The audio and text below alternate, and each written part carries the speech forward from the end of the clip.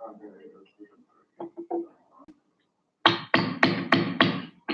going to call the 13th meeting to order. Begin by calling roll. Senator Christopher. Senator Flores. Senator Rodriguez. Senator Morelli.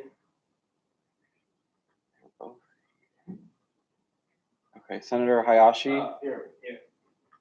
Senator Max Robbins. Here. Senator Newlander. Present. Senator Jenkins. Stepped out, she's here. Senator Jacobs. Senator Ossip. Senator Adams. Here. Senator Abisakara. Senator Perez. Here. Senator Sellinger. Here. Senator Morrow. Here. Senator Tercios. Senator Menashe. Senator Giesler. Senator Butler. Here. Senator Luthra. Senator Jacob Robbins. Here. Quorum is met. And we will move to adoption of the agenda. Any current discussion on the agenda? Seeing none, without objection, it will be adopted. Moving to meeting minutes from the 12th meeting. Any discussion on those meeting minutes? Without objection, they'll be adopted. Moving to public comment. Any member of the public wishing to speak at this time? Seeing none, we'll move to reports from officers. First to Case Director Hawk. All right, thank you, Trevor. Hello, everyone. Good afternoon. Hope everyone had a nice Saturday. So I just have some quick updates, also kind of exciting updates. So let's get right to it. So yeah, I mean, like my term is coming to an end in a couple of weeks. And so right now, Case is mainly just like wrapping up some of the major projects we've been working on over the year. And so you can go to the next slide. Yeah, so the first thing is student conduct code amendments. You may have remembered I talked about that open forum. It was advertised on social media as well that we had on March 28th on that Thursday. So we had a good number of people come to the forum and they gave us feedback. They were pretty like on board with much of the changes that we were trying to make. And Case is gonna like post an online version, like a summary of what the changes are, so students can like see that for themselves. But essentially the main change that we're making is in the conduct code right now.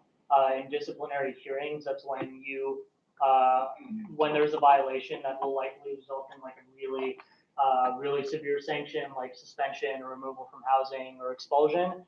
Right now, the complainant, the person who brings that case against another person, typically gives a presentation. It's sort of like, it's a very like courtroom like environment. So that person gives a presentation, then the respondent who's being accused of something, bless you, responds with their own presentation. So we're getting rid of that just to make the process more equitable, because a lot of times the complainant is a university, and so you have like a university official who has like who's really trained in this stuff, who might have a law degree, who goes up and gives a presentation against a student, and then it's very difficult for that person to respond. It makes them very nervous, and personally, I don't think that's really a fair system. So we're getting rid of that. That's like the major change that we're making. Again, students who were at the forum seemed very receptive to it, but I will be sort of trying to gauge people's opinions online over the next couple of weeks. Then near the end of April, the Conduct Advisory Board, which I'm a member of, is going to meet to take a final vote on those changes so that it can be incorporated into the conduct code for next year. As for the academic integrity code reform, we're basically in the final stages of editing and revising the policy ideas for the sanctioning guidelines in the student expectation section. So that's basically like changing what students, like how we phrase what students should know and be responsible for in terms of academic integrity. And then also changing the punishment structure, because right now it's a very archaic and draconian system where the slightest violation can result in students failing a class. So we're trying to make it more flexible and more sensible. So that subcommittee that's dealing with that, I'm also on that subcommittee. It's meeting tomorrow to sort of finalize that. And then the last issue is just the, administrating the code, whether to have a centralized or decentralized system. That really is going to come down to like how much the university can, how much resources they can provide to the academic integrity code administrators. If they can provide enough for a centralized system, then we're going to go with that. And if they can't, then we'll keep it decentralized like it is. Bias-related incidents. So I'm also on the working group that is reforming our procedures for handling bias-related incidents. And I'm heading the subcommittee on student-to-student interactions. The other two people on that subcommittee are someone from Dean of Students and then Katie Foltz. So that subcommittee is going to meet on Thursday, where I'll be sort of presenting cases, findings on how other universities deal with student-to-student interactions. My policy team is working on that right now. And then the final report to reform the bias incident protocols that AU uses should be presented to OCL by the end of April. I think our last meeting is April 26th. So hopefully by then all of the subcommittees will have their recommendations in. And then finally, probably the most exciting thing in this presentation, the student rights cards. So over the past couple of weeks, I've been going around campus to post them in the various academic buildings. So we've got them up in 15 buildings, and I'll post a full list online as well, but there's just a sampling of the buildings that they're in. We posted over 150 cards. I lost count after 150 because we like printed 150, and then I had to like get more because we were like running out. And so the next steps I want to take with this are to definitely post a digital version, which I'll do this week after I announce that they're up in the buildings. And the second thing is I'd like to potentially collaborate with RHA to get these up in the residence halls as well. Since we've done it in the academic buildings, I think that would be a good next step. So yeah, I think we're good there finally. Thank you. If you have questions, I'll take them now. Danielle? So are all of them, like, are all of the student rights started with listed for your term and / if not, like, how are you going to make sure that was the next person to take over role, like, continue that initiative? Yeah, so I don't think they'll be up in all the residence halls by the end of my term, just because I mean there isn't that much time left. But I think whoever is my successor, I'm going to make sure to transition them very well into this role and let them know that like not only like here are the like primary responsibilities of director, but also like the projects that you need to continue once you come into the role and how to continue those projects. So. Yeah, will do. It is very tiring, like running around campus and like walking up and down the building. Yeah, not fun stuff, but I will let you know. Other questions? Curtis? Jerome, thank you for your presentation. My first point of concern, especially as someone who chairs the campus and student life committee, is a video that was posted by an American University student 16 hours ago about a student who said a racially charged impulsive attack. Now, you said in your presentation that there are student-to-student, I guess, ways that CASE or the university can handle such a situation. So I was wondering, as members of student government, what can we do, and specifically, what can CASE do to address this matter? Yeah, so CASE, our role in that is to, like, every student has the right to be free from bias-related incidents, and if you are a victim of that, or you know someone who is, you're free to contact us because we can help you file a complaint and go through the proper channels to ensure that justice is served, essentially. As far as like what student government can do, I think a good first step, I know RHA did this, was they put out sort of like a statement just condemning it and making, reaffirming their position on the matter. I think other things you all can do is probably when that bias incident working group finishes its report, I would love for the Senate, and I can probably have Dr. or someone from OCL come and present their findings to you all so that we can get your feedback. Because I think that, that working group is one of the most consequential things on this issue specifically, because we've, over the past couple of months that we've been meeting, we've noticed so many flaws in the current system where, like, for example, a student reports a violation or a bias incident, and then it gets passed on to like an academic advisor or a school dean, and they don't pass it higher up like they're supposed to. So I think that trying to be involved and engaged with that the work that we're doing in that committee would be helpful. Other questions? Maddie? You said you're gonna reach out with feedback online, like, what is that gonna look like For for the, the student public to feedback? right, so I'm basically planning this week to post maybe like a graphic or something with like, has like a summary of the changes or like the proposed changes. And then maybe have like a link to a survey or something where students can provide feedback, or, I mean, it could be something as simple as like leaving a comment on the case page. On the case page, Yeah, on AUSG? or like on Facebook or social media. Other questions? Seeing none, thank you.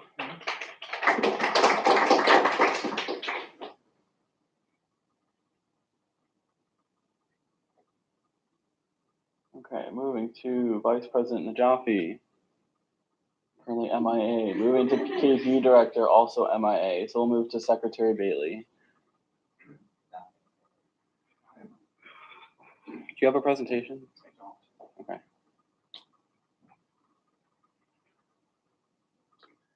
Hello, everyone. Good to see you. Most of the work I've been doing lately, you can see through like event launches and that sort of thing, supporting with graphics and emails and that sort of thing. But behind the scenes, been working on some transition documents and communications. I've sort of become like the lead on like organizing our transition meetings as well, and coordinating with student activities. See, in terms of the secretary transition changes over there, we've had great meetings so far, and have begun to sort of cement the transition booklet for future years, because one doesn't exist right now. So that'll be good once we finally flesh that out. I talked briefly before about projects some of my associate secretaries are working on. We've progressed on some of those. I've been working with a graphic designer on programs for the transition banquet and awards. So those will look great. As well as I talked about a photojournalism assignment that our photographer was working on. He got to take some photos behind the scenes of Take Back the Night, but we're waiting to sort of publish that because editorially it just doesn't seem like it's ready to go out yet. But we'll keep talking about that and hopefully either get something out by the end of the semester, or we can, that's sort of something we can wait until I'm gone. I'm sure that that'll get posted afterwards as well once the project is sort of fleshed out a little bit more with more pictures. Let's see, I think that's all I have. I mean, administratively and operationally, I've been helping all of you with setting up emails and updating the website, but we have more to go there. I've been working with Case on some things and Trevor on some things as well, but in the next few weeks, we'll make sure that everything at all current projects are either finished or James has the tools to continue them on into his tenure. So with that, I'll take any questions about anything I covered today or anything I missed. Questions for the Secretary? Curtis? Quick question about the undergraduate Senate legislative agenda. I know that Trevor said last week that he was going to consult with you about whether or not we should send it out to the student body, just like the 13th undergraduate Senate did. So I'm just wondering, will the legislative agenda for the 14th session be sent out to all AU students? Yes, It will. we'll touch base on that. Other questions? Sean? In terms of future projects, what future projects do you think will anticipate in terms of James or carry on?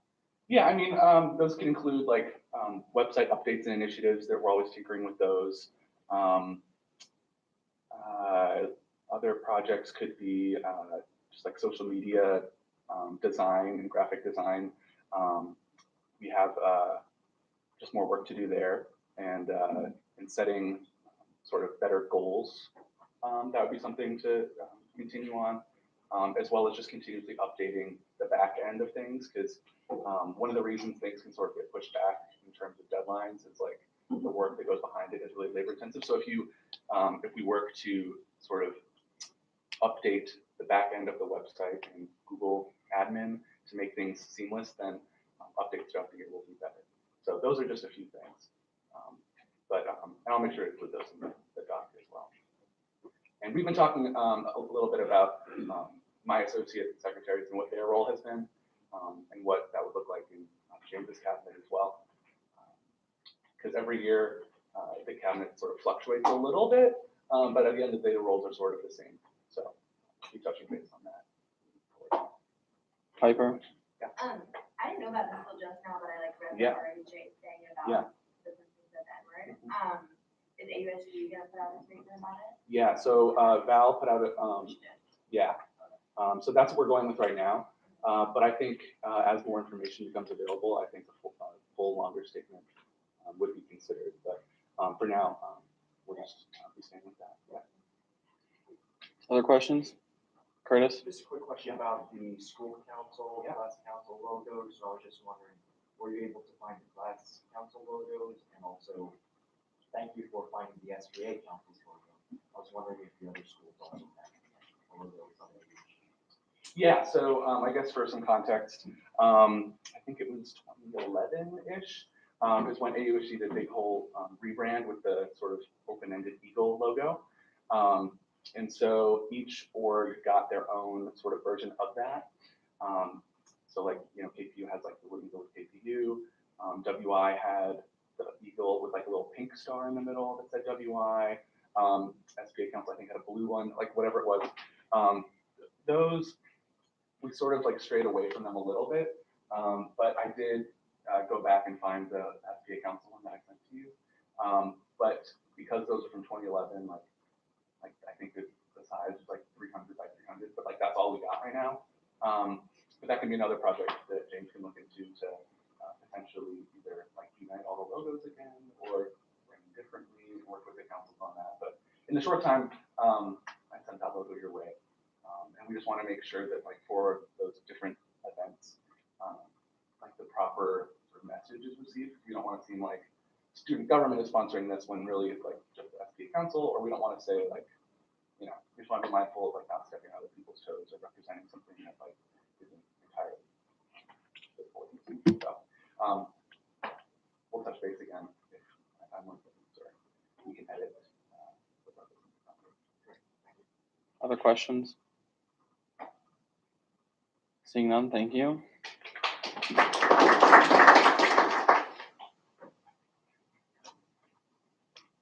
Danya?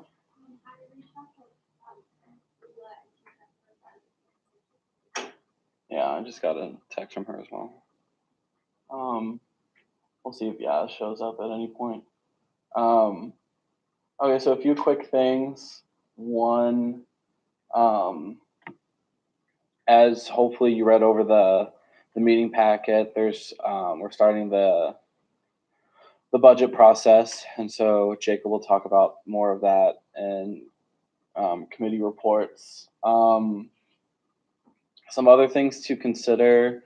I'll just keep this on the record. That way, other people in student government know that we will meet. We have at least two meetings left. So the 14th and the 28th. Because based on responses, people are either not going to be here or don't want to meet on Easter, which is the 21st, which is understandable. So that's leaning towards we won't be meeting. But the 14th and the 28th are 2 days that we'll be meeting, and potentially the 30th, which is that Tuesday, which is like the break day between classes and finals. We may have to meet that evening in case we don't get everything in on the 28th, because all the executives elect have to put up their nominees by the end of the semester for them to start working. So all the directors in the programming cabinet, any other associate, deputy director, associate executive who is going to be either overseeing money or handling student money will need to be confirmed by the Senate. So we'll have to consider all of those. Additionally, we have all the budget bills, so that will have to be considered as well, plus speaker elections on the 28th. So like the 28th is going to be a longer meeting, and depending on where we are in the budget process or in terms of like nominations, then we may split that up between the 28th and the 30th. So just keep that all in mind for everyone here. And then I think that's the biggest thing that I wanted to point out. Yeah, besides that, there isn't much going on. Committees try to meet at least like one more time to sort of get a check-in on like what you've done this semester, what you can do to finish out the semester, and then potentially like make some next steps for the fall semester. Because now with the new, oh, that's the other thing.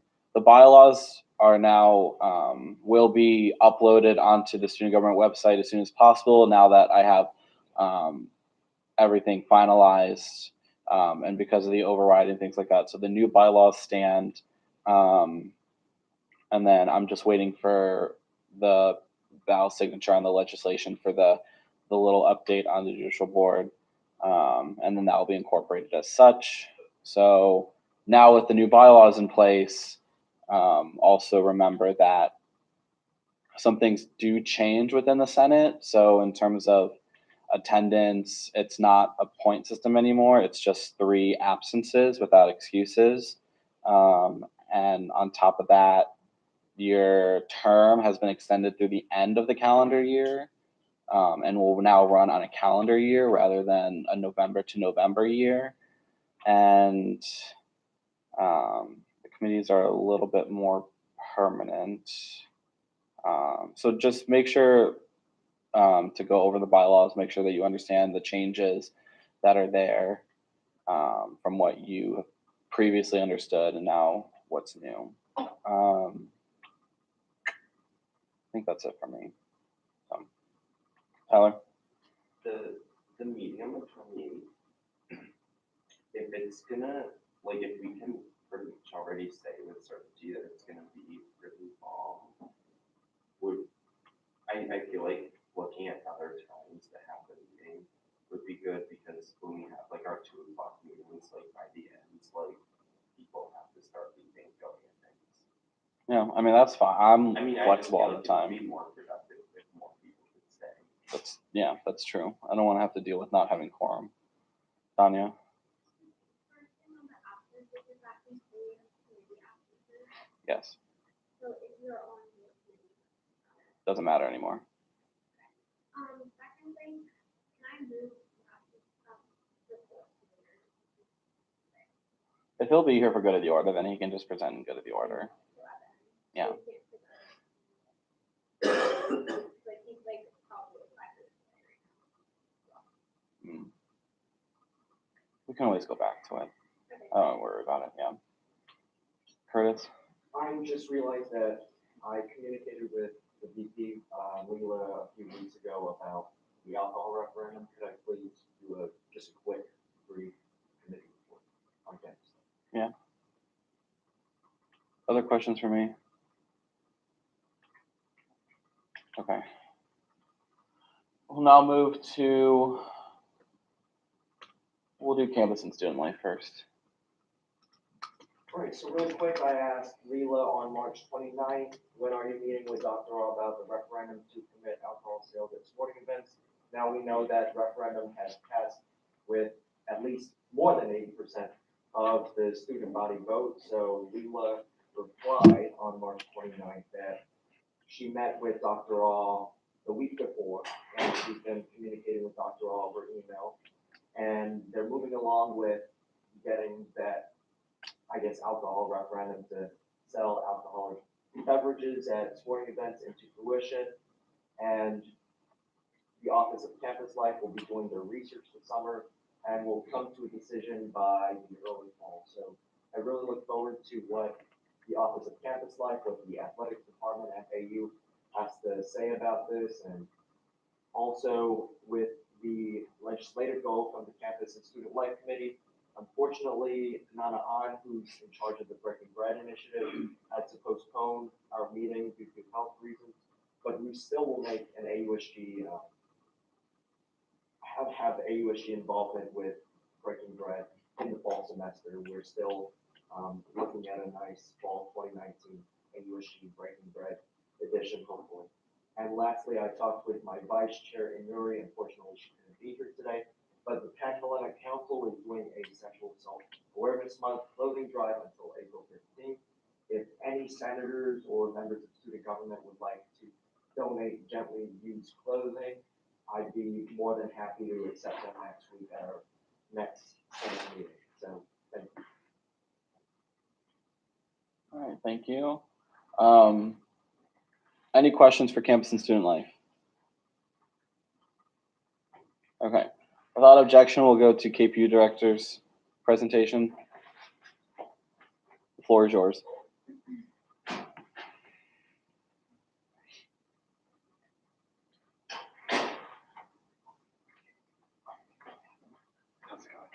Good.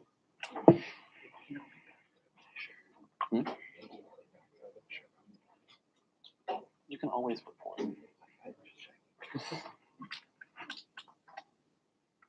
How's it going, everybody? Good? Awesome. It's dark in here, damn. I'll take one after. Thank you, though. Betrayal. What? I no longer have a cookie to offer you. I'm so sorry. I saw those. Were they the cookies downstairs? Yeah, Awesome. they really weren't that good. The sugar should make you better. They're not bad. Do you have a presentation? No, I'm just like going off a little bit. Let's go for it now. Yeah. I think subpar, that's just subpar.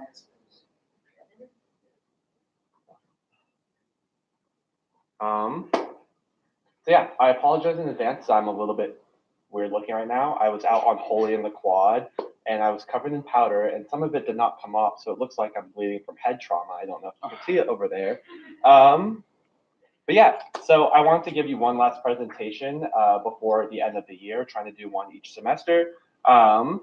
Just do kind of like a recap of the year before we get into budgeting and the nominations, and then the new KPU director will be in.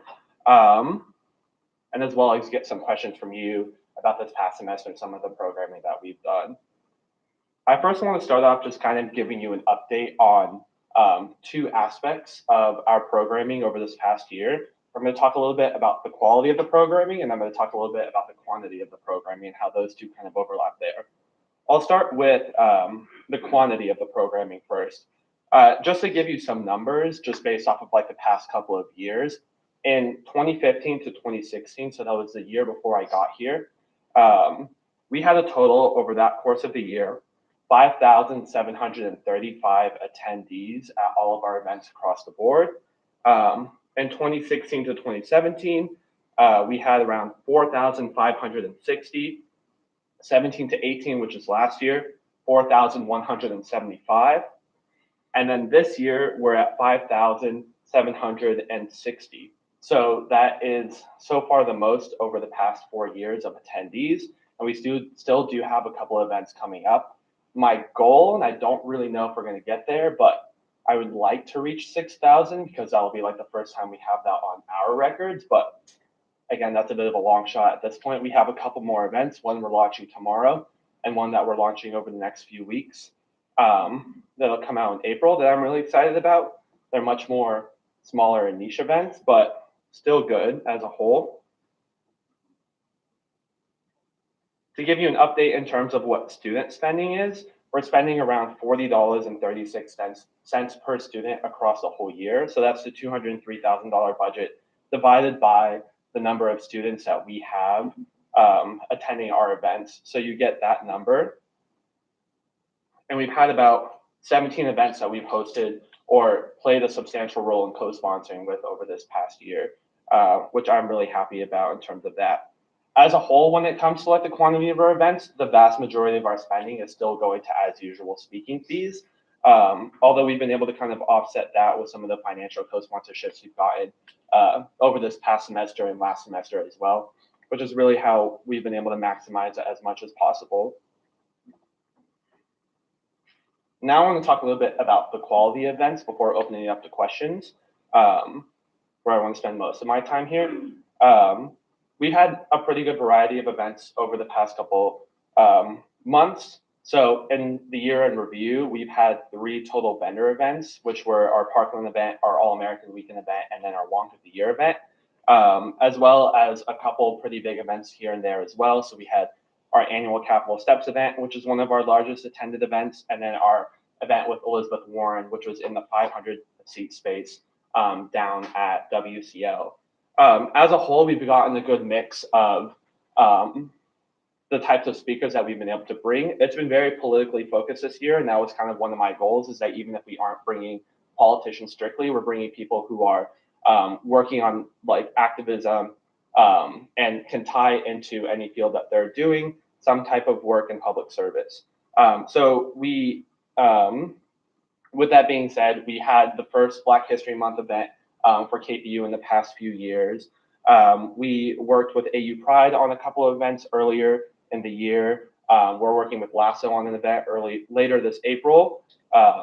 And we have been working with College Dems and College Republicans throughout the year. With College Dems, we did a couple of events, our biggest and most notable one being Elizabeth Warren. And then with College Republicans, it was John Kasich, our Wonk of the Year. And kind of speaking to that, we've continued our Hill partnership as well and done 3 events in that aspect, one of which was downtown. And so that was really cool as part of the goal of engaging AU students with the DC community as a whole, for that to be a part of it. And a lot of this, I kind of say to bring up one of the things I talked about in my confirmation hearing last year, which was acting as a funding source for student organizations in terms of bringing speakers that they may not have been able to do otherwise through AUCC and whatnot, and having the resources to do so. So we've had a couple of events and still some coming up that have kind of been like that, where student organizations have come to us, or we've been working collaboratively with student organizations over the past couple of months to put these events together and make sure that like the events we're putting on are not entirely just what KPU wants, but that we're hearing the voices of other student organizations on campus and making sure that they're included in the mix as well. In terms of some more numbers, but also going into the quality events, something I really want to focus on a lot this year, going into the student organization side, was like the collaboration aspect. So over our events, we've had just over 50 total co-sponsors to all of the events that we've hosted over this past year, which I'm really proud of in terms of being able to bring other people into the mix. And again, kind of break down this stigma of like KPU being this elite student organization that puts on events that no one else can be involved with, right? That was a big priority of mine. In terms of some things that I'm gonna do before I open up into questions, directly after this meeting, I'm gonna email Trevor 2 documents, 100% for the sake of transparency. One is just a team guide, so you get a better sense of like how our team works behind the scenes and what are the things that we're doing. And 2 is an event briefing that includes every single document and piece of paper and work that we put into our Parkland event.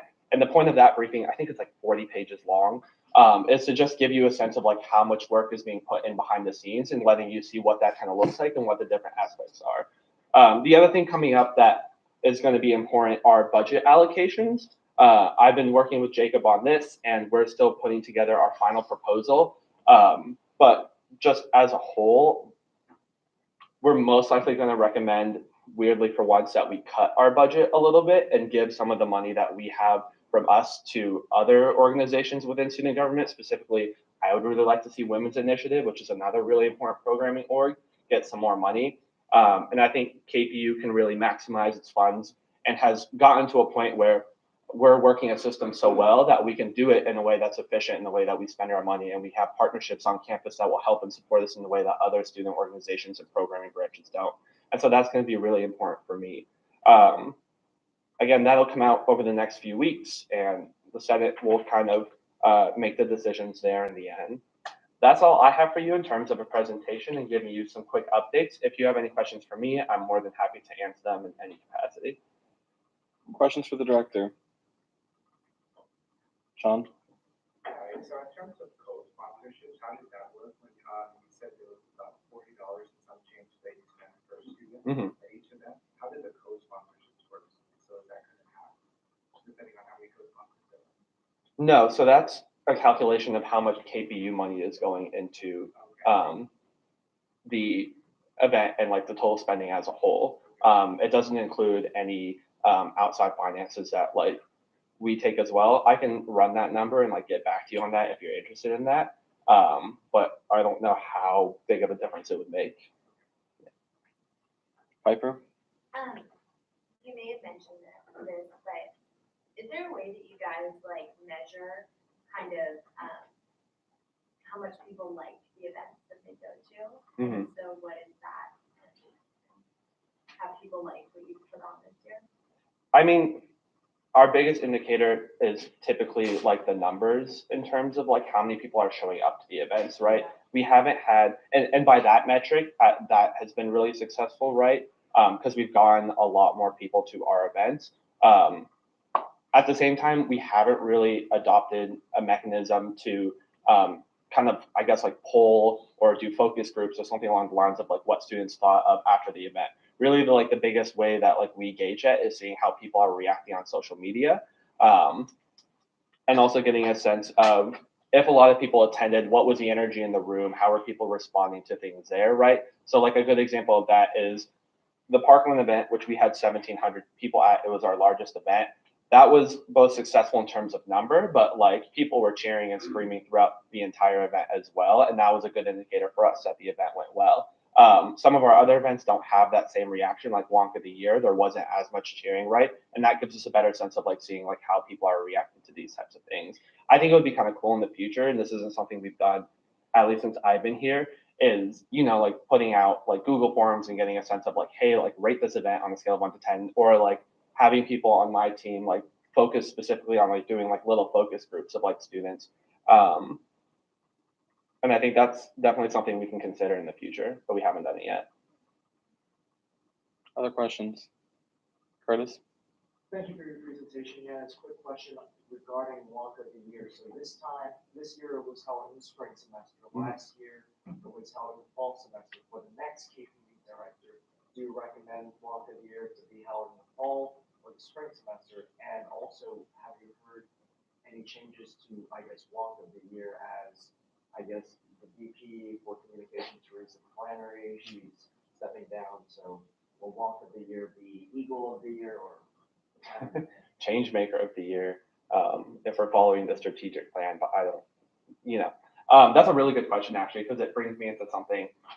As a whole, we're going to be in a point of transition next year for multiple reasons. One, it's going to be the first year that we're phasing out our All-American Weekend speakers, so we won't have that as a staple of our events. For context on that, AU is completely changing what All-American Weekend and Eagle Welcome. All-American Welcome are going to look, that's the new name for Welcome Week. They're completely changing what the two are going to look like. And as part of that change, they're completely refocusing what the goal of the weekend is. So we won't have All-American Weekend as that. With that, we're also compensating for the fact that, or getting ready to compensate for the fact that Terry Flannery is leaving. And as the person who created and spearheaded the Wonk campaign, she is the one who's been partnering with us on the Wonk of the Year for many years now. The goal in my conversations with the university is to continue the Wonk of the Year award, whether that means renaming it to fit the new brand of AU, or keeping it as one of those staple things that is going to remain a part of like the Wonk identity of AU. Again, that's the goal, but at any point the new vice president could come in and say like, we don't want this. This is a event we want to discontinue, and that decision is not going to be made until the summer. With that aspect of it, I would likely foresee the event happening in the spring semester again, just given the time it takes to plan this event. So for context, like we had begun conversations in the summer about putting on the event in the spring, and actually kick things off in October, November, in terms of execution. But again, that's going to be up to the new team, the new director as well. And the third point of transition, since we're already on that point, in terms of what we're going to look like with the Sign Institute moving forward and how that's going to change the dynamics of KPU. Because a big priority of the Sign Institute is to bring really notable speakers and include them as a part of that. And so there have been lots of conversations that I've been having behind the scenes of like, okay, well, like what's KPU's role in this, right? Like, are we going to be supporting you? Are we going to be competing for events on campus? Is like KPU going to like leave SG and join the Sign Institute? It's like wild. Now, like, would it happen? Probably. But I'm kind of setting the foundation in terms of making sure that that transition is going to go really well. So for context, I'm the only student who's on the committee to hire the executive director of the Sign Institute. So the new executive director will will have a good working relationship with me ahead of time that I'll be able to transition to the new director as well. And hopefully keep that relationship like healthy and maintained, so that until we figure out what is going to be the final vision of the Sign Institute that incorporates KPU into that, we can make sure that we're programming effectively and in collaboration, just since we're talking about transition as a whole. Other questions? Lucas? Also with the feedback for events, do you consider like asking students in addition to like whether they like the event, you could ask them if you didn't go to this event, what was the reason you chose not to attend it? Yeah. And see like what people are looking for. I think that's a really good idea. Like the one event I would think of in terms of like how that would be great and like measuring how people thought of it was like Wonk of the Year, right? Obviously the feedback to that was pretty negative on social media, and seeing the reactions to that. At the same time, there were a lot of students who were really excited about that and attended, specifically like Republicans on campus who we hadn't done a lot with previously throughout the year, and we were kind of lacking in terms of our programming. We were able to kind of meet that need partially with that as well. And that gets into the point of like, you know, if a majority of the campus like disagrees or does not like an event, should we still not put it on if we're still being representative of other communities on campus? And I think like questions like that and getting feedback in that aspect will be really important in helping us make that decision. I will note that. Katie? So thanks for, just two questions. One, what role, if any, do you have in, choosing or nominating or choosing directors next year? And also kind of going back to everything with Walk of the Year and working with Republicans on campus, and getting feedback from that. Do you think that the negative feedback about bringing Republican speakers on campus affects, like how much do you think that affects who you bring to campus? And is there a way like you would still honor that despite that feedback, or would you let that feedback kind of? Yeah, definitely. So in terms of the first question, the next KPU director will be nominated by the vice president, who would be Milan in this case, and it would be up to the Senate to confirm that nominee. The only role I really play in that is providing advice to the incoming vice president. So I'm a strong believer that the next KPU director should be someone who's already on the team, just because like it's such a technical role and there's so much to it that if I hadn't been on the team, I would have been so behind in so many aspects, right? And I think about that a lot. And so in that aspect, I'm able to kind of like bring that context to the incoming vice president of like, okay, so like I know like these people on my team are applying and I can speak to them and maybe not the outsiders and tell you about like what their strengths and weaknesses are. But in the end, it's his decision. And I want to be respectful of that as well. In terms of the second question, that's a really good one because it's something we struggle with a lot, right? We have seen, generally speaking, that when we bring Republicans to campus, there is a negative reaction from the campus. But if we, and I'm going to be completely honest, like first semester, I was really wary of this and trying to make sure that like when we put on events, we weren't doing anything that was too controversial. Part of that is to like build a good brand in the very beginning before we can kind of like make things a little bit more controversial down the line. It definitely has an effect on us deciding our speakers, because if we're bringing people that like constantly that the entire campus hates, then we're going to get into a situation where everyone is telling us like KPU needs to cut its budget. Like, why are you doing this? I don't want my money going to this, right? At the same time, it's really important. And this is something I thought about a lot with Wonk of the Year, that we are a nonpartisan organization and that we have a definition of KPU that includes that, right? And if you aren't going to bring Republican speakers and you aren't actually matching what the description of KPU is, and you either have to like change it or make that decision otherwise, right? And I'm a strong believer in the idea of bringing people from different ideological spectrums. I wouldn't have done Wonk of the Year if I didn't believe that.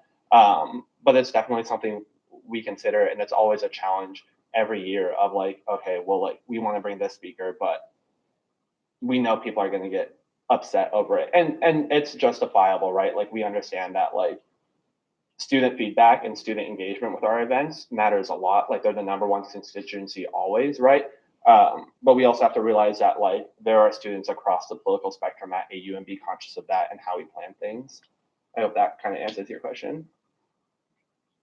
Further questions? Seeing none, thank you. Awesome. Thanks, everyone.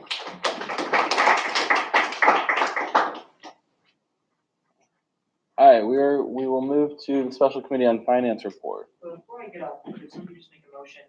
I'm not anticipating this to be a particularly long presentation, but maybe if someone wants to make a motion in case we have questions, we don't get interrupted, to extend the time like infinitely. Yes. Well, that would be Trevor. Not infinitely, indefinitely. Without objection. Thank you. So I have a presentation, Trevor. I'm going to go over a little bit today about the budget process. It's beginning, it's starting.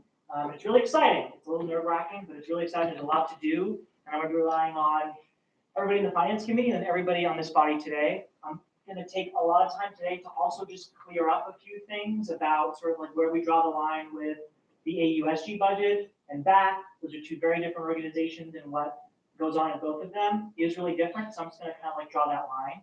The first thing I want to say, though, is this process is a really hard exercise in compromise and flexibility. Not everybody is going to get what they want, and that's just a really hard realization, right? That's something that I've been trying to grapple with as I begin to kind of recognize that there's a lot at stake here, and there's a lot, especially when dealing with student money, there's a lot of emotions. So I want y'all to keep this in mind, because on the 28th or later, when I'm presenting the budget, like, it's important to know not everybody is going to be able to get what they want. And it's just unfortunate, but it's just something that, in speaking to people who have done this process before, like, it just has to be. But we're going to try to do our best to hear what everybody has to say, to kind of really field really tough questions, to make those hard decisions. But we're going to try our best to make sure everybody can get close to what they want. But it's just unfortunate. It's an unfortunate reality that I think the sooner we can come to terms with that, the better our conversations will be about this. So not everyone's going to get what they want. But what I want to clear up right now is, what is the AUSG budget jurisdiction, right? So like, what am I overseeing? What is my committee overseeing? What am I overseeing as the chairman of the Finance Committee? And what is BAC? So I created a really handy chart, and I'll go through it. So BAC essentially is the budget advisory, the budget allocation committee, right? It sets the allocations for the student activity fee revenue, and it creates the pot of money that is split between AUSG, AUCC, and Student Media Board. The people who are there are many stakeholders from outside of AUSG. So there'll be a representative from Student Media, there'll be a representative from AUCC. Those meetings are open to the public, so you're all more than welcome to come to those meetings, but the people who have a vote and who are contributing those conversations are stakeholders from all different kinds of organizations.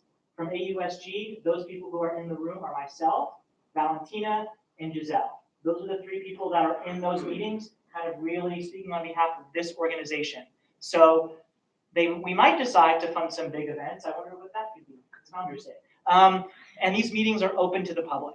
So the reason why I'm kind of making sure we can draw this line is on the 28th, when I'm presenting the budget, hopefully it's on the 28th, and we're talking about, like, why did you give this money to Founders Day, or why did we make this kind of decision? Like, those are separate conversations outside of the budget. So it's okay. Those are separate. Those are separate, and I think that's important to know. So I'll go over as soon as the Trevor gets the thing back up what the Senate Finance Committee is supposed to be doing. And I'm going to ask you just hold your questions to the very end, and then you might have a few of them. Okay. So the Senate Finance Committee, like, what do? We set the budget for AUSG only. So what does that mean? We deal with issues of stipends and programming funding. That's things like WI, sub, EPU, and the VP fund, right? The stakeholders that I'm interacting with are people that are within AUSG. So that's like department heads, executives, and executives-elect. That's really only AUSG. So I might be talking with people like Emma and Chris, who were in charge of Founders Day, but those kinds of conversations are in the context of, like, going into BAC, how much money, if we're going to be funding it from right off the top, which I can explain later, like, how much money do we need to be taking for that? That's not like, if we have to fund Founders Day, like, what those conversations need to be like. So we could fund some big events if BAC doesn't want to. So in the past, right, the Founders Day has been funded by AUSG. back and we just gone to other organizations to ask for money. Last year, that was sort of like different, and I can get into that a little bit later. But some of the meetings will be open to the public. Some of the meetings just can't be open to the public because of certain numbers that we're dealing with and some of the hearings and things like that. But I will communicate with you as best I can when we're having meetings that you can come to and where you can contribute, because I know you all really want to be involved in that budget process. Next slide, Trevor. So on that, I know you all probably have a lot of questions for me today about what that process will be. I can answer a few questions. I don't want to get too much into it because Valentina, Giselle, and I have not met. We're going to meet tomorrow about sort of what is our strategy going into that. I can tell you that I think we're all on the same page when it comes to how we want to be funding Founders Day, how much money needs to be going to Founders Day, and then also conversations around the Student Involvement Prize and how that's going to be funded and how we're going to go about creating a system that works on that. So I can answer questions about that today, how that process works, but I would rather not discuss how we're going to go into it, what we're going to be saying, because to be quite frank, we haven't had that conversation yet, but I'm looking forward to doing that tomorrow. So, next slide, Trevor. So what is my role? My role is I need to hold budget info sessions, and that's for people who are within AUSG department heads. So that's things like, what are we looking for when you're proposing your budget? So things that I can say right now that I can tell everybody here, things that I'm looking for, I need numbers. I need to know how many people went to this event, why it was successful, a really clear plan for growth and things like that. And we're talking to people who are currently in their role. So I have to hold public info sessions. The policy book only mandates that I hold an info session once the budget is created and we get public input on that. This year, I'll be holding 2 info sessions. One will hopefully be before the back meeting, so we can kind of gauge how everybody is feeling going into those meetings.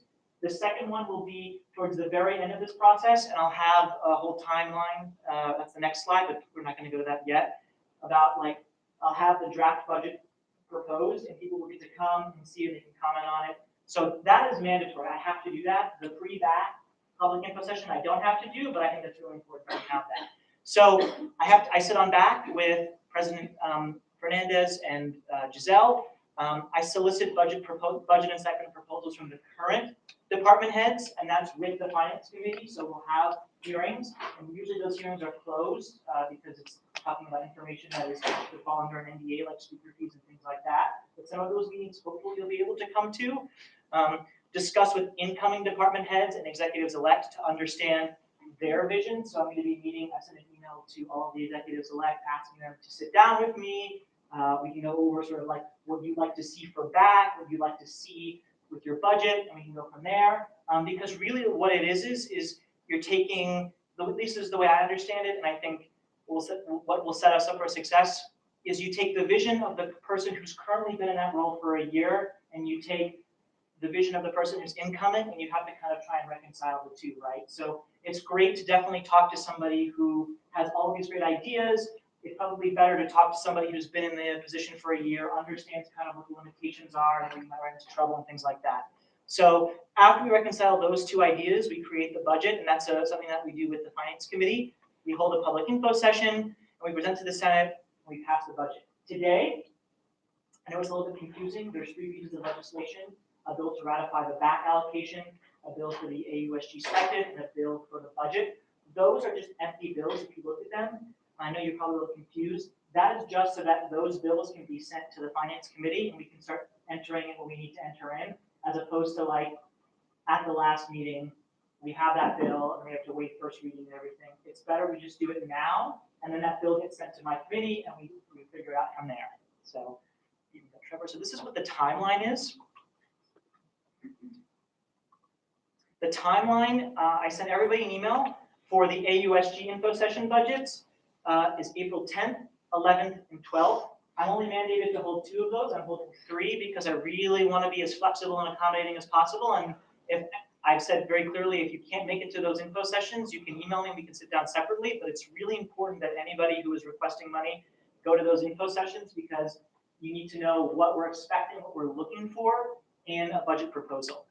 The pre-back public input session Because the back meeting is sort of like tentatively scheduled for the 17th, we're hoping to do it on the 15th and the 16th. That might change though, the back, and if back changes, then that kind of throws a lot of things in whack, but we can discuss that. Back is whack, y'all, at least scheduling wise.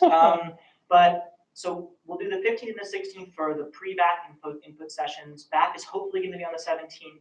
The budget hearings will begin on the 15th to the 22nd, and that's a week. So from the 15th to the 16th, those will be preliminary proposal hearings, right? So we're not going to have the allocation numbers, but if anybody wants to submit a preliminary proposal, I'm giving people the chance to do that. That's written in the policy book. I'm allowed to do that, and that's usually what sometimes works best for some people. And then after that, once we have the allocation numbers, I'm holding info session, budget hearing times for whoever would like to. As opposed to do that, I'm only supposed to have 4. I'm doing it for the whole week, just so that we can be as accommodating for everybody as possible.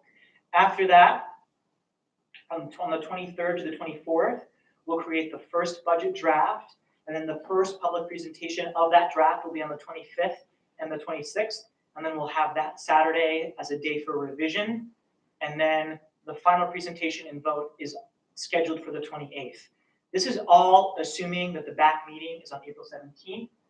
Now, Trevor has spoken to me in the past that usually gets pushed back because the university is still waiting to hear how many people are going to be coming to the university, what the numbers will be, and things like that. You're just hoping that this year it stays like that. If it doesn't, I can present again on what a newer schedule might look like.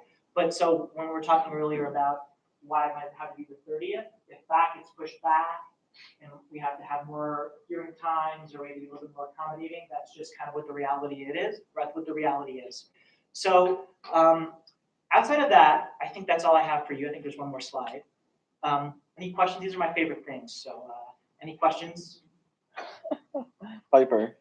What's your comment on John Mayer stating that his expletive isn't going to be? I know, it was really disappointing. I like his music though. It's tough. You have to separate the artist from their art. Danya? Yes, Danya. Can you like send the reports to Yeah, I will send as much information to not only Kata, but to as many people as I can regarding these things. I know it's really important. Y'all want to be engaged. I want everybody to be engaged as possible. So I will send as much information as I can about when we're going to be doing the hearings and sessions, and if you can come to those. Everybody can come to the budget info session. I don't know if you want to. It's just sitting down and hearing me talk about what we need from people. But outside of that, you're all welcome to come. Maddie? sorry to interrupt, but who are the members on finance committee? On the finance committee, it is myself, it's Max Robbins, Piper, Wayne, Kali, Inuri, and Sivan. Okay. And that is it. Those are the members right now. Yeah. Other questions? Curtis. When will the finance committee convene? We're going to try and meet probably sometime this week or next week. The info sessions, right, they're not particularly like involving. So I've asked committee members to be there, and anybody here can come to those. But the process like really kind of kicks into high gear after the back meeting happens and once we start the hearings and things like that. So Other questions? Seeing none, thank you.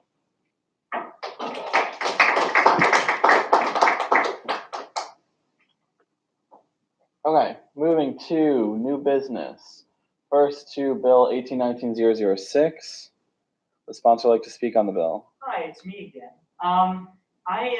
So this bill was a result of a concern that was brought up to me by Brian and Luan. The conversation went something like, well, the current executives, their term expires on May 1st, right? And that's when the new executives will be sworn in. There currently is no system set up for the executives elect to start appointing new people to the roles.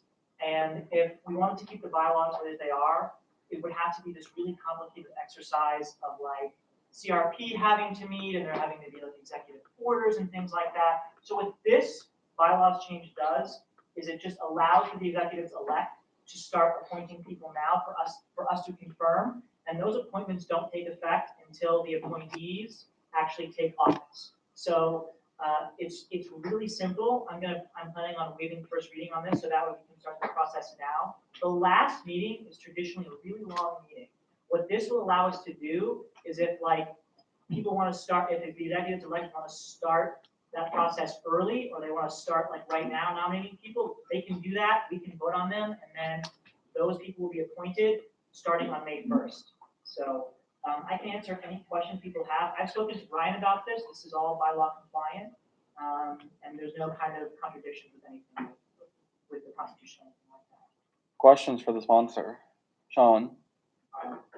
So with this bylaws amendment, would they not still go for CRP as a preliminary hearing and then? Yeah, the only thing this changes is the ability for the executives elect to nominate people, right? So the nominating process remains the same of like they come to CRP and then they come in front of full Senate, but now it's just like if Angela wanted to start nominating, like wanted to put forth a nomination like today, we could vote on that nomination and then have that nomination like confirmed, and then once May 1st rolls around, that person who we have confirmed is now in office, as opposed to us having to wait. In the past, right, we've kind of like turned a blind eye to this. That's what happened last year. And this year, unfortunately, that just can't be the case. So we should just fix this and create a better system right now. And then just another question. Sure. In the event they don't nominate someone or don't appoint someone before May 1st at midnight, will that nominee, will they still take office, or will they have to the nomination process?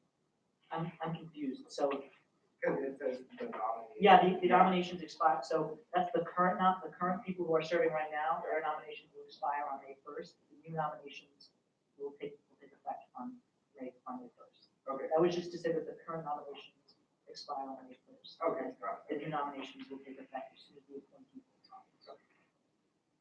Other questions for the sponsor? Piper? Just to confirm, May 1st at midnight would be like the night of April 31st or whatever. Yes. I just wanted to make sure. 12 o'clock. Yeah. At 12 a.m. on May 1st. Further questions? Seeing none, this will be referred to CRP without objection. Mr. Speaker, I'd like to waive first reading on this. Yes. What's the motion? Okay, motion to waive first reading. Is there a second? Second. I hear a second. Is there a discussion on whether or not to waive first reading on this bill? Hearing none, we'll move to vote. All those in favor of waiving first reading on Bill 1819-006 say yay. Yay. All those opposed say nay. In the opinion of the chair, the ayes have it. First reading is waived, and we will move right into second reading without objection. Hearing none, without a further objection, we'll move right into discussion, given the fact that we already did presentation and questions. Hearing no objection, we'll now discuss Bill 1819-006. Discussion on the bill. Curtis. This makes student government and particularly the appointment process much more efficient. So thank you, Jacob. Further discussion. Seeing none, we'll move to vote without objection. All those in favor of adopting Bill 1819-006 as it is currently written, say yay. Yay. All those opposed say nay. In the opinion of the chair, the ayes have it, and it is adopted.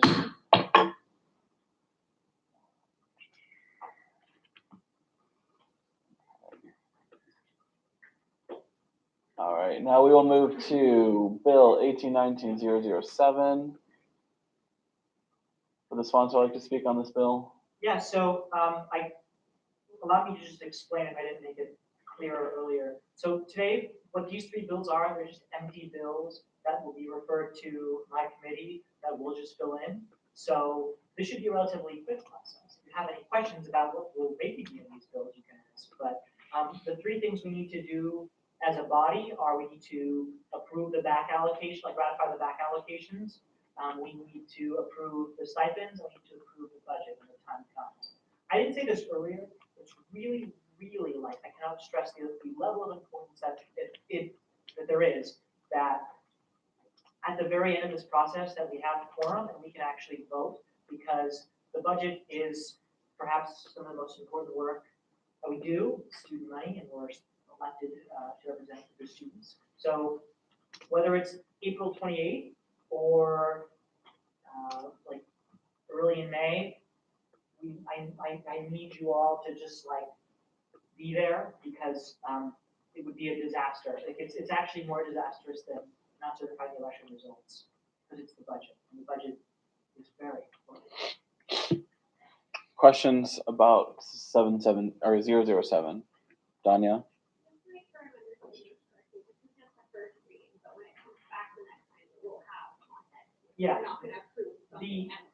Yes, the policy book specifies that I need to make sure that I propose the 2 empty bills that go to the committee that then, once they're approved, I'll fill in. Okay, and then they'll come back for actual, Yeah, for second reading, yeah, exactly. where we'll confirm it, but it'll have to be decided. Yeah, I don't plan to wait first reading on this. Okay, that's what I wanted to make sure. I was like. Yeah, no worries. Further questions? Seeing none without objection, this will be referred to the Finance Committee.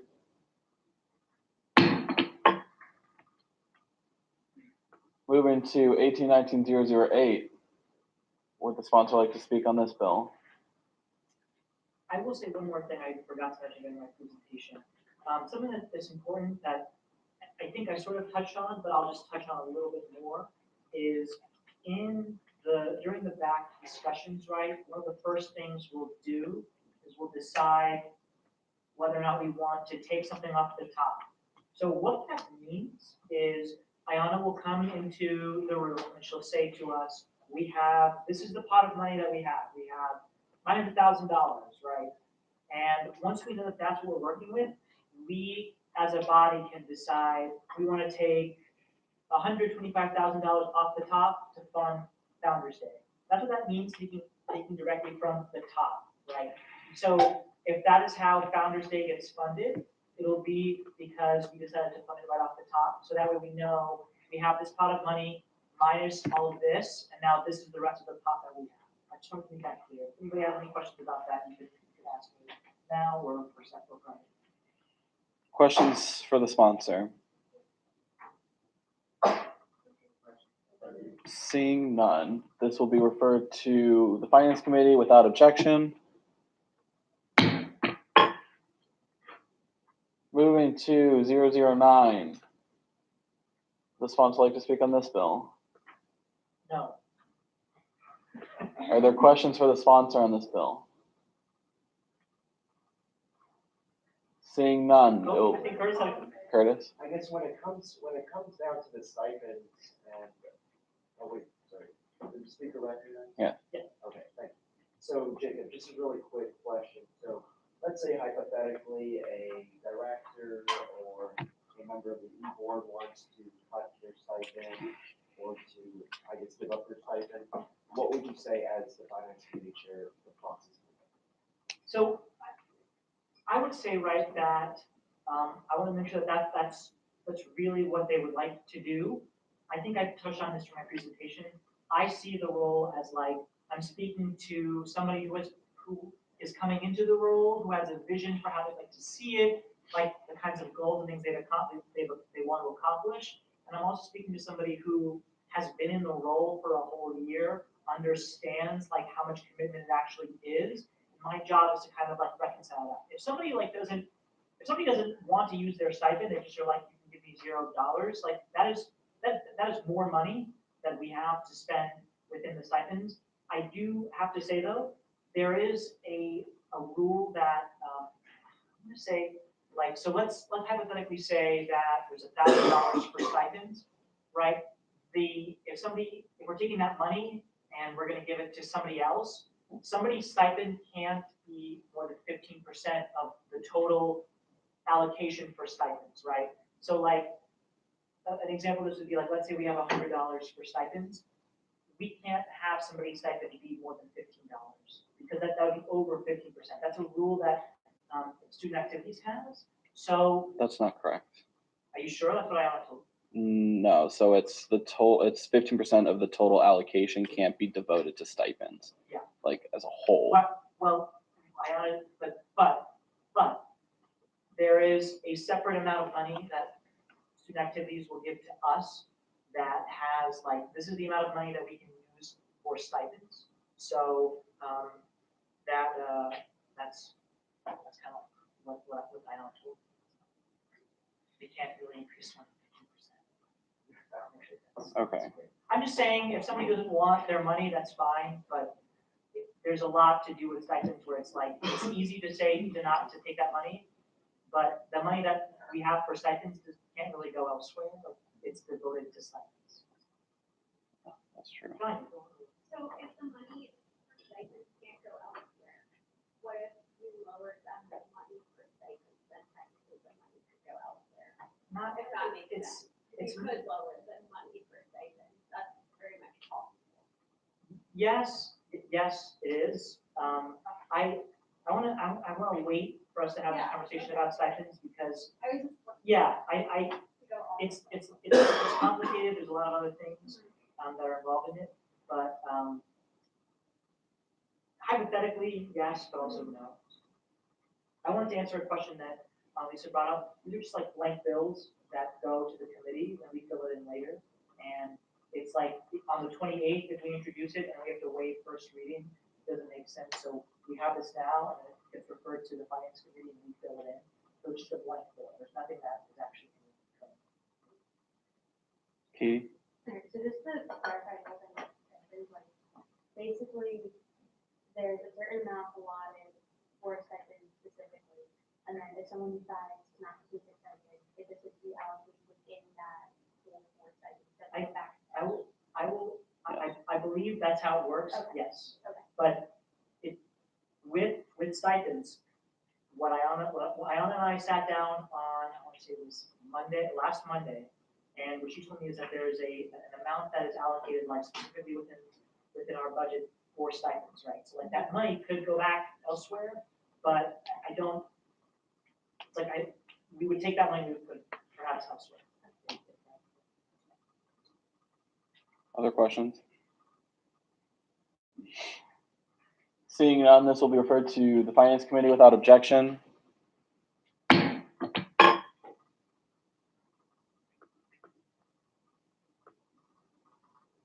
All right, any further new business for the Senate? Parker? Is there a motion for it?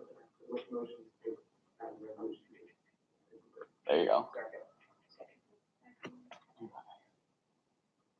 Okay.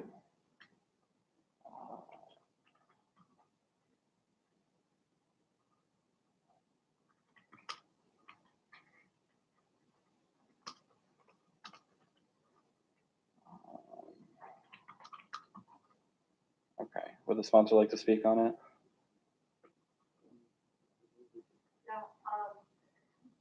So yesterday evening, there was a student in Anderson that used the N-word with a hard R, which made lots of students feel uncomfortable, particularly students of color, uncomfortable on campus. So he was recorded, it's on Twitter. If you haven't watched it already, I encourage you to watch it. So basically what this resolution explains is that the student is, that he receives an immediate code of, or an immediate violation on his code of conduct, in addition to being removed from the current residence hall that he lives in. Yeah, that's what I have to say. Now, Sean and Parker, your input. Sure.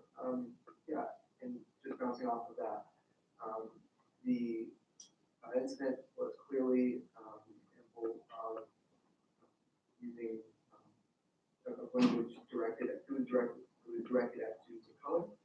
It was a clear violation of the conduct code. If you read in the resolution, we cite the specific text within the conduct code, which talks about bias incidents and how and the sanctions that can result from these. So far, the university has only responded with a very vague tweet saying, oh, we value freedom of expression, but we also need to value, being sensitive with regards to racial issues on campus. And that is obviously insufficient. So we're advocating for direct action on the part of the university to pursue the sanctions that they have in their own conduct code, and to remove this student from university housing because this took place in his own dorm, directed to students that also are in his dorm. And we also advocate for any other sanctions on top of that. But the baseline should be the huge defense. Yeah, and just to elaborate on that too, the fact that this action even occurred, it calls into question that students of color could feel a level of insecurity with respect to their personal safety. And so what this resolution does with respect to calling for this student's removal from university housing is it also protects these students who felt victimized by this action, and it also ensures their safety and their ability to live safely on campus, and then also to perform likewise at the same time. Before we open this up for discussion, there was a comment made earlier that this was a racially charged incident. I would just like to make that clear that when using the term racially charged simply ignores the fact that this was just a racist incident, and the reality of racism is real on campus, and if we can just discard the whole term racially charged, as this is a racist incident. Questions for the sponsors? Tanya?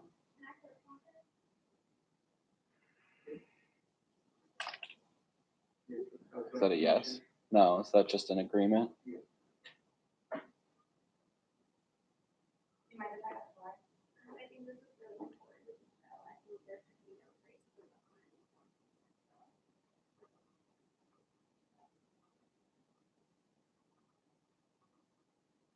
I'd also like to add that we're not really sure whether the administration is actually going to see this resolution, so I'd love to work with senators to actually contact those who are responsible for enforcing the conduct. Other questions for the sponsors? Curtis? I was just wondering if any of the sponsors talked to Tasmin, the person that posted the video, and I would love to hear what she has to say about it. So I personally spoke to Tasmin yesterday along with other residents on her floor. Whether I spoke to Tasmin or not does not disregard this incident at all. I will not be explicit about what our conversation was, but I experienced this firsthand along with other people on her. Other questions for the sponsors? How did they call upon? An inquiry? So you asking a question for the sponsors, an inquiry for me? Okay. So are they going to be located in another resident office, or are they just? So that's up to those who enforce the conduct code, but within the conduct code, it just talks about how university housing is a privilege and how they have the right to deal with that however they see fit. What we're calling for is just action. We're calling with this. Yeah. But there just needs to be something beyond a statement from AU, beyond a tweet. Like, I'm tired of it. We don't need tweets. We don't need, yes, we acknowledge the racism on campus, but a simple memorandum from the higher ups is not going to resolve this issue. Further questions? Seeing none, we'll move to discussion. Discussion on the resolution. Jacob? I have to say, I watched the video. I've watched it a few times. It's outrageous that somebody would think that this kind of language is okay, and then to kind of, if you listen to what he says after, like, I think that you should be able to say whatever. I'm sorry. I think that is ridiculous.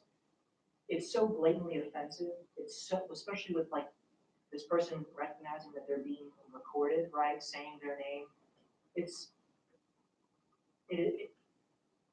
infuriating. It is ridiculous. The university has to do something about this. I think this is the bare minimum with which we can do, and I strongly urge us to vote for the passage of this resolution. I think it's just ridiculous. Danya? I share David's and I really commend all the sponsors for this resolution, because I think it's extremely important that something is done and not just like families and not just something that's like insufficient, like ridiculous. So. Parker? I also would like to consider adding to the resolution thanking the person who posted this and recorded it, because, a lot of times these incidents happen and we just hear about it, but we don't actually see it. And so I'm sure that this has happened many times, but we just don't see it. It doesn't go viral, it doesn't get, posted all over Twitter. So I think encouraging that kind of like posting that and encouraging it so that other people can see it. So I'm trying to think of the language for that. Did everyone get my email with the resolution in it? I got it. Jacob? I just also wanted to add again, there's just like, there is no excuse for this kind of behavior, like, at all, no excuse. And the times that we're living in, like, I just don't understand why somebody thinks this is okay, but I also don't understand, if the university decides to do nothing. There is a clear video of this person's name and them saying it and then trying to defend it by saying, I think anybody should be able to say whatever. There is no excuse for saying this word, and there is no excuse for the university to not take action. Further, Curtis? Thank you to the people who sponsored this bill, and also I'd like to agree with Annalisa that this was a blatantly racist act that we as an undergraduate senate should condemn. I happen to be a part of the Residence Hall Association as a representative, and we will have a meeting tomorrow. The RHA will have a closed executive session tomorrow. Unfortunately, it's not open to the public, but if the RHAE board and its members allow me to speak on this, on what happens during that meeting afterwards, I will keep my committee on campus and student life informed, and also the undergraduate senate as informed as possible. So I move to call the previous question on this resolution.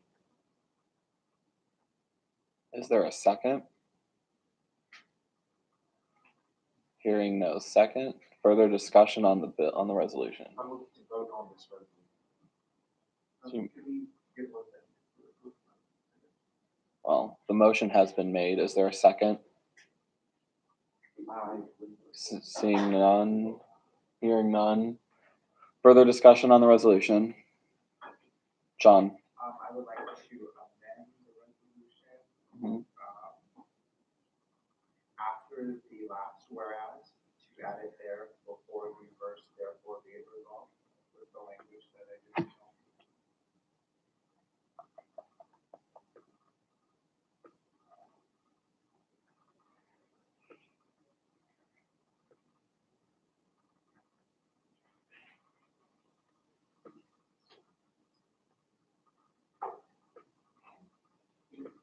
We're actually going to change that. All right, well, it hasn't been seconded, so you can still change it.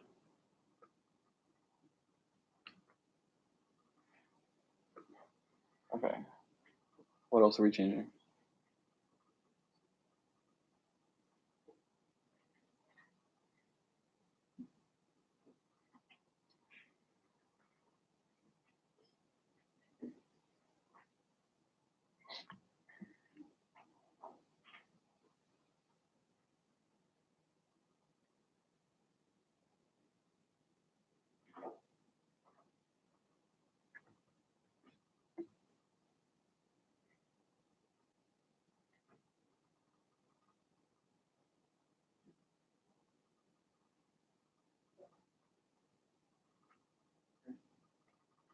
Oh, you said new. Okay.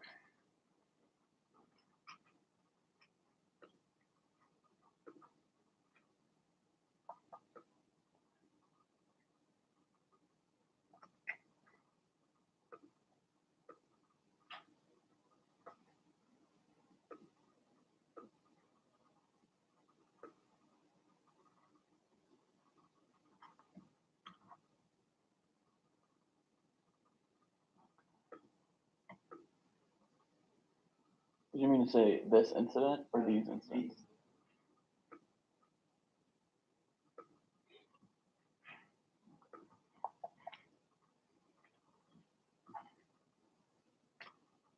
There we go. Okay. Is this the wording you wish to see?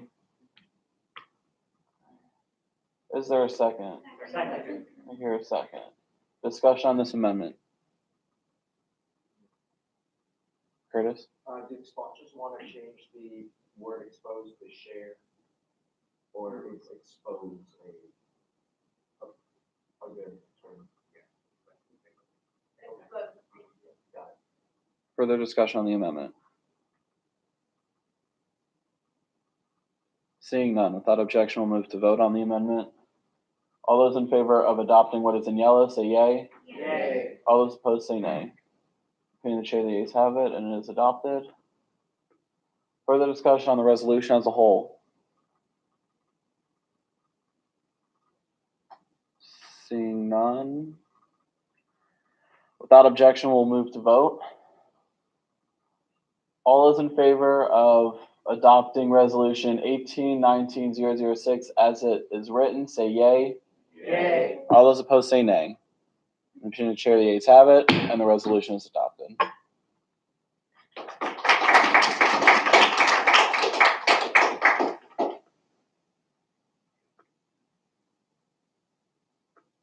Okay. Any further new business for the Senate today? Seeing none. Moving to old business. Seeing no old business. Moving to public comment. Go to the order? Yeah. Okay. Seeing no public. Moving to go to the order. Any executives for the good of the order? Madison? So I have a couple things I want to ask you guys. The first thing is on Saturday we're having our first USG People Leader Summit. If you guys haven't already, this is a big question. If you guys haven't already signed up, I really encourage you to. The summit kind of aims to, it won't totally fix it, but it kind of fix our issue with turnover and USG every year, a big chunk of people leave. And we have to relearn everything for the first half of the semester, and things don't necessarily get done because people are learning things, which is fine. And a one-day summit isn't going to cure all of that, but also it's going to kind of aim to expose the people to USG who think that they kind of missed their window. A lot of people feel like if they didn't get involved freshman year, it's too late and they can't get involved a month before exec. So we kind of want to dispel that rumor. We're going to have a variety of sessions. Alex is leading one of them. So it'll be really good. So all of them will be super interesting. So everyone can share it, tell other people about it. The second thing I wanted to talk about is this past week I got a skateboard notification from Brian too. And in the sake of transparency, I just want to talk to you guys about it. So the J-board notification was about not being today. So two things I want to address about that. The first thing is the submission was anonymous, so because of that, it had to be dismissed because the inspector can't inquire further if there's no one behind it. The second thing is the chief of staff is actually not required to do that. It's a promise I made in the beginning of the year with Valentina, simply so I could be engaged and be a friendly face to all of you guys. And then I apologize that I haven't considered the past couple weeks. I've had some different issues going on, health-wise, family-wise. So I apologize for that. So the last thing I'll say about that is, if you guys want to submit a J-board inquiry about someone, I think it's appropriate for us to talk to them. I think in the past, the USG has had this reputation of people sneaking around, going through back doors, trying to get people in trouble. And it's fine to hold people accountable. That's totally okay. But there's really no need to submit anonymous inquiries that don't hold any weight, because then I'm just looking around oh gosh, who's out to get me? So I thought we all had a really good relationship. I'm not saying it's any of you, but now I have that feeling. So just imagine how it feels an anonymous inquiry went out against you for something that was salacious. So just keep that in mind. If you guys want to make it a requirement for the chief of staff to be at every Senate meeting, then I really encourage you to write a bill around that, rather than submit an anonymous inquiry around something that But I'll make sure to be here more often. I've been watching the live streams, so I think all done a great job. And if you guys think it's appropriate, I can definitely email you guys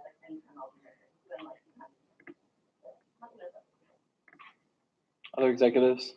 Alex? Yeah, just reminding everyone to RSVP for the April 28th transition banquet. If you've ever been before, this is your first year at AU. It's a nice end of year tradition in student government.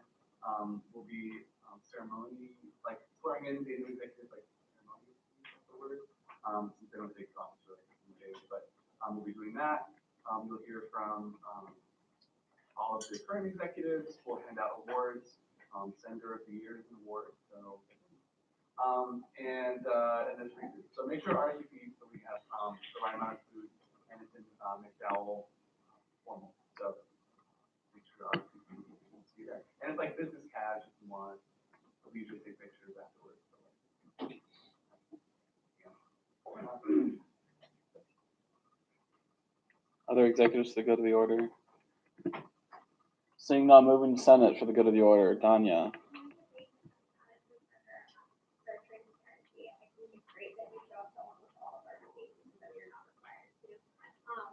Also, I said this in the meeting, but if anyone wants to meet us, we would be like a Senate, we would start asking plans, so we can do some like Senate bonding, like that again. Love to, so yeah. Other senators? Piper? So just a little update from Fun Committee. I didn't want to do a full report, just whatever. We're gonna be doing some snow cones. We just need to get money approved through Senate, so we're gonna get that directed in next Sunday. So if y'all want to show up and vote for that or not vote for it, if that's not what you want, but you know, discuss it. And I can go into it further, but I think that'd be really fun to wrap up the year, like snow cones on the quad, doing something fun. And I think we do a lot of different types of work in Senate, and so I was happy to see what got done today. And hopefully we get the money and do something soon. Jacob? Yeah, I have two more things. Apologies for talking a lot today. I forgot to say, Wayne is our vice chair for finance, and we're going to give him a round of applause.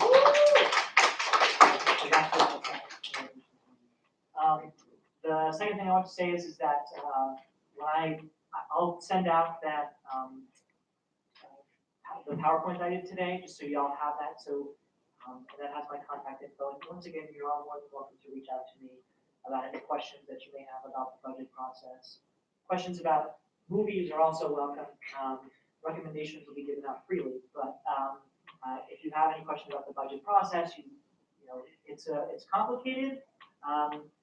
So if you really feel like you need to ask a question, don't be like just do it, because I definitely am still learning a lot too. So ask as many questions. Other senators to go to the order? Maddie? I don't know if you saw in the Facebook group chat, but if you didn't, I'm working right now with a special called working group. So if anyone is interested in that, I know Cody does like the message, and I will reach out to you the next week or so. But if you haven't seen it, you are interested, just shoot me an email or just come up and talk to me, and I can get you involved. Other senators to go to the order? Curtis? Yes, thank you, Madison, for showing up to this meeting, and also I really appreciate all of your work, you know, in this body, and also, you know, at your office hours where I had the pleasure of talking to you about things regarding student government. So in regards to the chief of staff, I don't think it's necessary for there to be a bill, because you're already as accessible as you already are, and you're also the one that served as our student trustee. So thank you very much to Maddie about that. And also, yes. Also, thank you, Jacob, for allowing me to serve as a proxy on the finance committee. I had the pleasure of working with you, really efficient meeting, and I look forward to what we have to do in regards to just the finances of the issue. So thank you, Jacob, for your presentation and allowing me to proxy. And I look forward to having a meeting with my committee on campus life this week about, you know, anything from, you know, Madison's thing about the sexual assault working group, or in regards to following up with fellow senators about what the RHA and also what AU, what the housing of residence like, and what the Office of Campus Life, and also what the student conduct, I guess whoever's in charge of that. I'm not sure if Surround's case is going to do anything in regards to this specific issue about the racist remarks from an AU student, but I encourage everyone to spread positivity on campus and to use words of kindness. So thank you. Other senators for the good of the order. All right, be sure to sign in for office hours. Committee chairs, you will be required to meet at least one more time with your committee before the end of the semester.